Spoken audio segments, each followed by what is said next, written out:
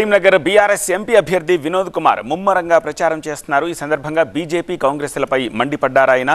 CM Revanth కేంద్రం ఒత్తిడికి తలొగ్గి హైదరాబాద్ను యూటీ చేసేందుకు ఒప్పుకుంటారని, ఆ పరిస్థితి వస్తే తెలంగాణ మరింత దిగజారుతుంది అన్నారు. తాను ఎంపీగా ఉన్న 2014 నుంచి 19 వరకు 1000 కోట్ల నిధులను కరీంనగర్కు తీసుకొచ్చా అన్నారు వినోద్. రేవంత్ రెడ్డికి ఇప్పుడు పెద్ద తలనొప్పి ఉన్నది.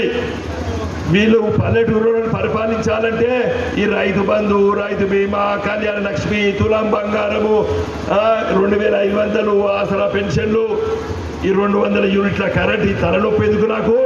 బీజేపీ గిట్ట హైదరాబాద్ నగరాన్ని కేంద్ర పాలిత ప్రాంతంగా ప్రకటిస్తే డూడు బస్వన్నగా ఒప్పుకోవచ్చు. ఎందుకంటే రేవంత్ రెడ్డి తుపాకీ పట్టుకొని మన మీద కాల్చడానికి వచ్చిండు కరీంనగర్కి. అవునా కాదా? అవునా కాదా? మన పట్ల ప్రేమ ఉన్న వాళ్ళు కాదు వీళ్ళు.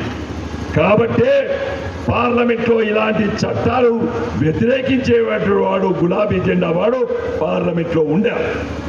నేను మీ దీవెన వల్ల 2014లో ఎంపీ అయినా మీరు నన్ను గెలిపించిండ్రు.